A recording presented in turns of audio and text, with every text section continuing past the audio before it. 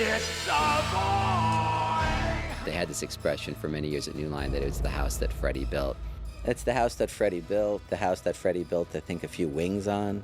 A Nightmare on Elm Street was the very first huge hit. People started really thinking of them seriously as a studio. Every time you have a success, it propels your company forward. That was our first one. He really brought the company to a level where they could potentially compete. We went from a company that was very little known to be much more respected. This is the place that you think of when you think of quality horror films. New Line has grown from the independent world to a big studio. Everything came off of Nightmare. And ultimately, so did Lord of the Rings. Freddy's a great stalwart, certainly one of the big supports holding up New Line Cinema. One could say that if we hadn't had Nightmare on Elm Street, our house would be rather dilapidated.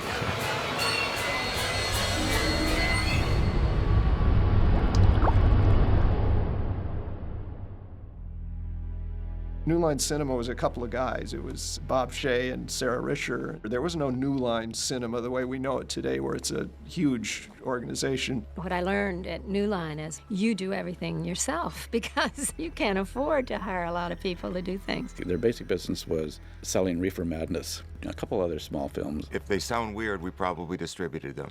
We distributed films like Creepers, Mountain of the Cannibal Gods. My particular interest in horror films was that they were inexpensive to make or acquire and fairly reliable in terms of being able to sell. I was drawn to it just by virtue of our position in the industry, which was pretty low on the totem pole. Then Bob wanted to get into making movies, and the first film we made was called Alone in the Dark. Jack Palance wouldn't come out of his trailer the first day, and we said, why? He said, because he didn't want to do any night work. It is called Alone in the Dark, Jack. Jack Palance also announced that he was against violence and so didn't want to do any killing. So all he got to do was to menace everybody, and the other two guys did all the killing. It did satisfy an audience and find its audience, and that's the best part about being in the movie business. The first film that we released that really had the kind of success that we were hoping for was Nightmare on Elm Street. When I first saw Freddy, I was just scared to death. Burnt flesh and the blood with razor blades on the fingertips.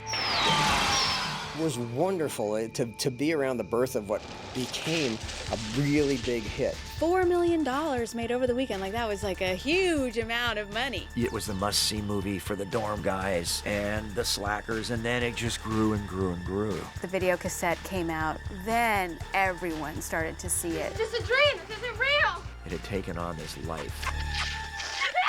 Of course, after we saw it, we go, sequel. He's such a good character, they're probably going to bring him back. Come to Freddy. We sold it well internationally, and our distribution people at that time said, listen, this is a perfect movie to do a sequel with. And I said, okay, then let's get going and try to make a sequel. Bob did call me for Nightmare 2 and sent me the script, and I just really felt the script was inferior. There's absolutely nothing, nothing wrong with this house. I heard that they had created a script and didn't have my character in it. I'm scared. Jesse, who is doing this to you? Fred Krueger. Nightmare 2 had a problem because the concept was that Freddy was going to come into the real world and then terrorize people. And nobody really liked that. They liked Freddy in the dream world. Seeing him at a pool party just hacking up kids.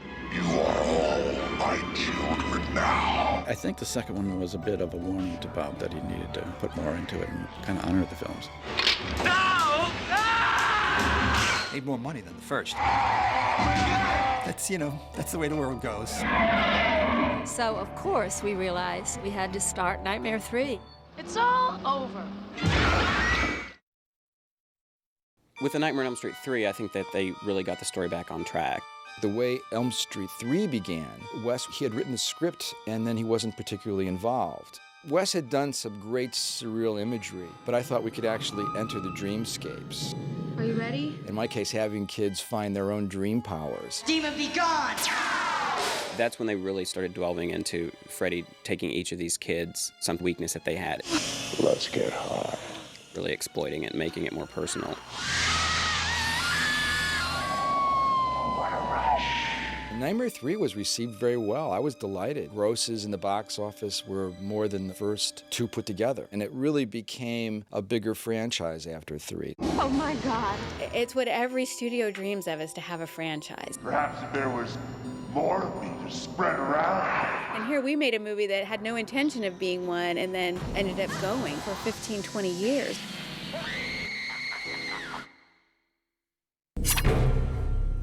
I loved the fourth movie. It was really scary. The look of it was darker. Freddy was darker. Part 5, The Dream Child, the first film set I ever went to, and it featured the Dream Pram, the Dream baby carriage with big old spiky wheels. I love the whole idea that Freddy wanted to get to her baby. Nightmare 5, I think, got a little over the top with the little baby Freddy.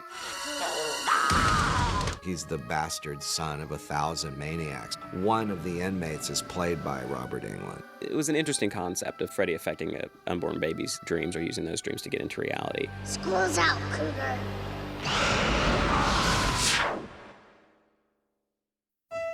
Whenever you're the first in a line of successive projects, I felt very protective of the whole thing, you know, kind of like the mother hen. I didn't want them to make a bad one, that's for sure. We didn't have much else. You had to just find something, or otherwise we'd just be living from hand to mouth as distributors. It was all we had on our shelf, so we had to keep reusing it. The idea of, well, let's just kill him, like for good and for real, that had a lot of resonance. Time to die, you scar-faced lint dick! And what we ended up doing is hiring multiple people to try to come up with different takes. Call on one of your little friends. Maybe they could help. I brought up the idea of Peter Jackson, whom I knew from his early splatter films, and he did come up with a take. The title of it was called The Dream Lover, but at that point, the script that Rachel Talalay was supervising was in, and also was really strong and had this Freddy's Dead concept, and the idea that it was going to be in 3D at the end. I still remember the first test we had for VHS, and they gave us the glasses, and they said, okay, here's the test, and they showed us this footage. And when the test was over, we looked at each other and went, I didn't see anything. The technology just wasn't right there yet for the VHS side. Welcome to Freddy 101. What you have is the first film, which is unique and a groundbreaker. And then because of the popularity of that character, you have the Freddy Krueger phenomenon of let's make him into a fun guy. Krueger! Well, it ain't Dr. Seuss. Wes gets a little ticked off by where we went in the series with the humor. No screaming while the bus is in motion. But Freddy's funny in the first one. He takes the face off of Tina and puts it on himself. Freddy. And he cuts his fingers off. I think with the third movie, that's where they really came up with the kind of one-line quip before he kills somebody. This is it, Jennifer. Your big break in TV. Welcome to prime time, bitch.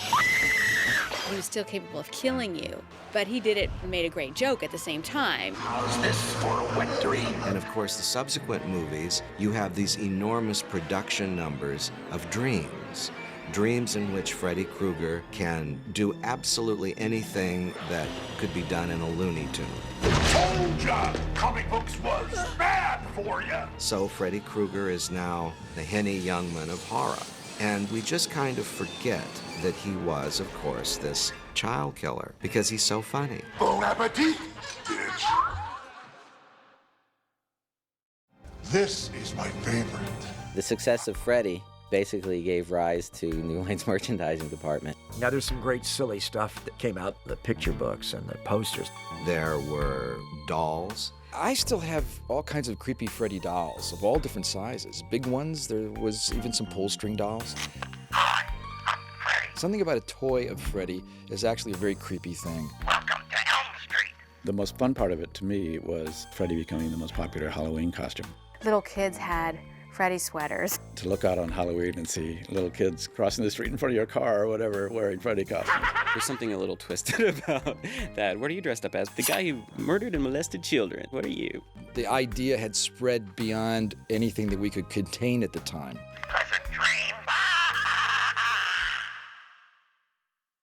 Well, there was a long period where I felt that this thing was making incredible amounts of money, and I wasn't participating in any way of any significance at all, and it was kind of painful. And then something very interesting happened. Bob Shea actually called me up and said, you know, I've heard things, I've read things, and, you know, why don't you come in and we'll talk? I went in and he said, first of all, I want to hear all your complaints. If I offended you, if I did anything, let me know. So I had a very frank kind of airing. And to his credit, he says, we'll make those things right. And he gave me a significant retroactive participation. I thought, it's pretty incredible. I can't think of another studio that would have done that. And then he said, the other thing is, we killed Freddy off in the last one, and we said he was absolutely dead. Happy Father's Day. We just feel around here that we could maybe bring Freddy back one more time, but we don't know how to do it. I decided to have lunch with everybody, and I had Robert, Heather, people I hadn't seen in years. And everybody talked about how the film had changed their life. Heather had, for instance, been stalked. Leave us alone, you son of a bitch! And I was telling him, like, how it was just making me crazy, and I was scared all the time. He started again. And he's putting stuff in my mail again. And so then, like, 2 weeks later, on my doorstep is this script that's, like, everything that I had told him in the context of Freddy Krueger. Miss me. It was a serious movie. Freddy had a new look, touched on a lot of the cool scenes from the original movie. Look at number 1, and then you look at number 7, and then you get a sense of what Wes Craven wanted to do.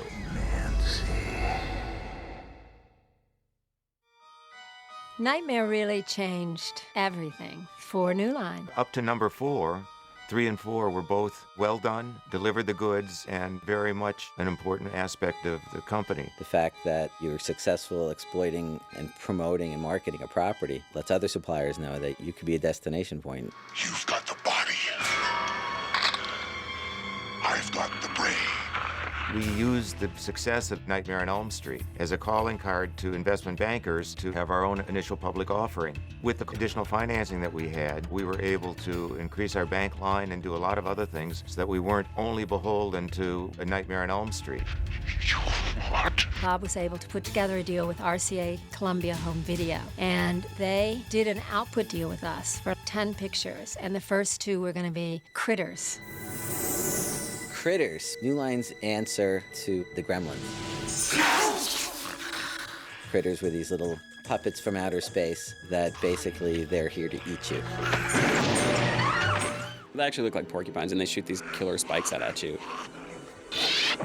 It spawned a theatrical sequel, Critters 2, and then 2 more direct-to-videos. And we are looking to resurrect the Critters brand. The Mangler. The killer washing machine. Really gruesome. Not that they showed you so much, but it was definitely a gut test. So, of course, I'm like, oh, I think this movie's making me sick. We have to buy it. Man's Best Friend. That was a dog who had gotten injured, and they put all these parts in. It was like Terminator dog. The Hidden was a really intelligent sci-fi movie. The story was good. The action was great. Hidden alien-type creature. Are we talking spacemen here? Where it would look for its host and would turn into that host. It really wasn't just a shock movie. It was like a thinking person's horror sci-fi movie.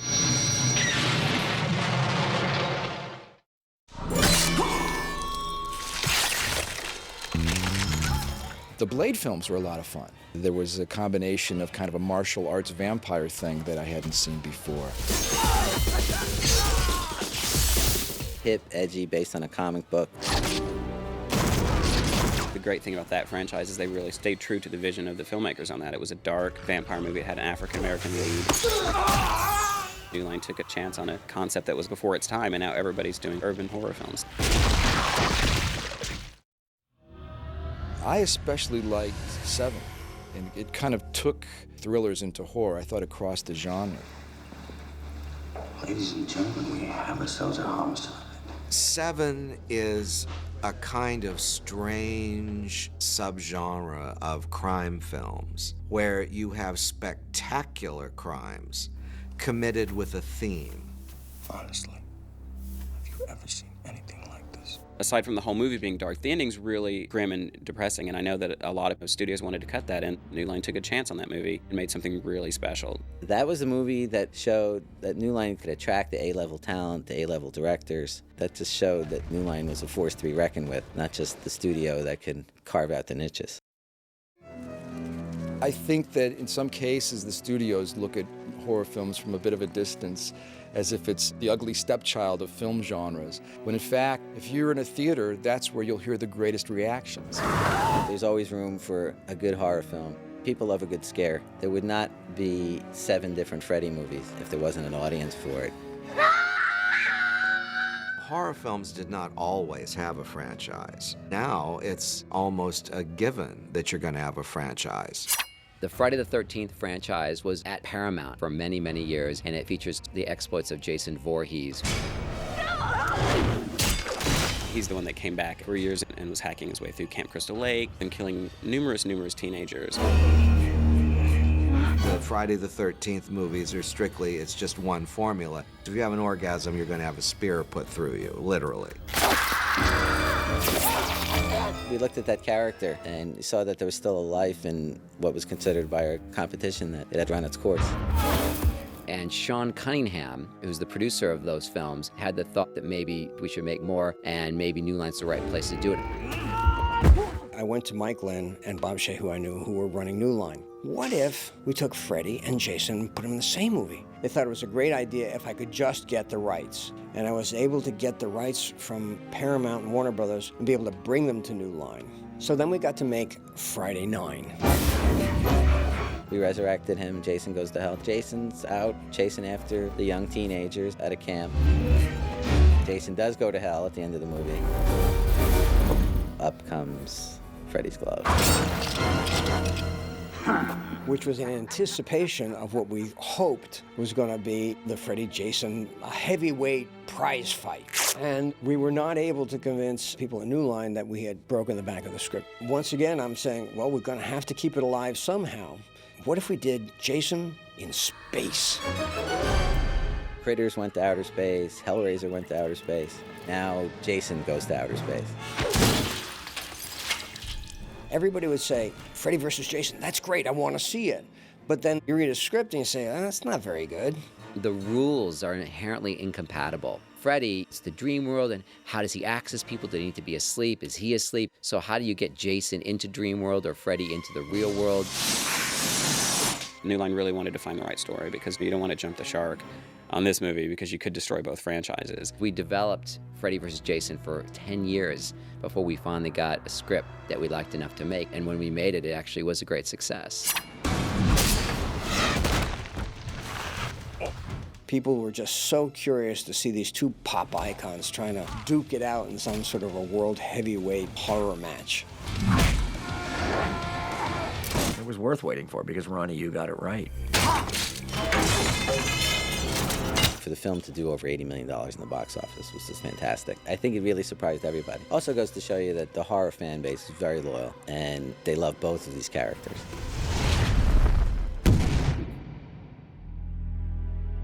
Like Friday the 13th, Leatherface is under the umbrella now of New Line Cinema, which is a good thing. It is interesting that New Line now has the rights to Texas Chainsaw Massacre, Friday the 13th, and Nightmare on Elm Street because you have Freddy, Jason, and Leatherface all in the same place. You're looking at the same thinking that went on 40 years ago at Universal. Universal Pictures had the rights to Dracula, the Frankenstein monster, the Wolfman, and the Mummy. And as they start running their course, then all of a sudden it's Frankenstein versus the Mummy and the Wolfman. And eventually it was Abbott and Costello meets Frankenstein. For New Line to get Jason, Freddy, and Leatherface, by rounding up these 3 mythic killers under one banner, you have a franchise. Not one franchise, but 3. Part of it is that Bob Shea really digs horror movies. It is the foundation on which the company was built. You don't want to miss the bus. We have a horror idea. Our head of production, to his credit, will go, talk to Bob. There are certain reliable genres in movie entertainment that have been pretty solid citizens and reliable in terms of creating a profit for the investment. Think back, there will be a lot of films that have been low-budget horror movies. Final Destination really was started out from the meetings back in the day of, let's make a really cool horror movie and make one good one. You can just drop fucking dead. I was sitting on a plane one time and I read this article about this woman who was going to take a flight and her mother called her the night before she was going to get on the plane and said, don't take that flight. I have a bad feeling about it. And the woman didn't take the flight and the plane went down. You know, what if she was meant to die on that flight? And what if death came after her? And I was like, holy crap, we've never seen death in a movie. What if we were not meant to get off that plane? What if it still is our time? The first Final Destination was actually a sleeper hit of the year. It was one of New Line's biggest hits that year. Death is always around us. I think it's a movie that could continue going on as long as there are new and interesting stories to tell. Anytime you can create a franchise that people are familiar with or excited by, it's a huge plus. The key thing is just to look for good stuff, and then the franchise will find you. I mean, Lord of the Rings is the classic example. No one here thought that was going to be a $3 billion kind of home run. Everyone sort of thought this will be good, but no one thought it would turn into the phenomenon it did. New Line Cinema is a studio that takes chances, and these chances, you know, more often than not pay off. And when they do pay off, you get really good films. One of the great beauties of New Line is to pick stories that have, at their core, something that appeals to an avid, motivated audience of filmgoers. Leatherface, Freddy, Jason, Pinhead, Michael Myers.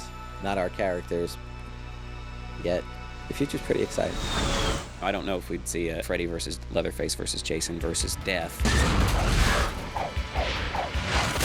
It's really hard to predict where horror is going to be in the future, but I'm sure New Line will actually be there making the good stuff.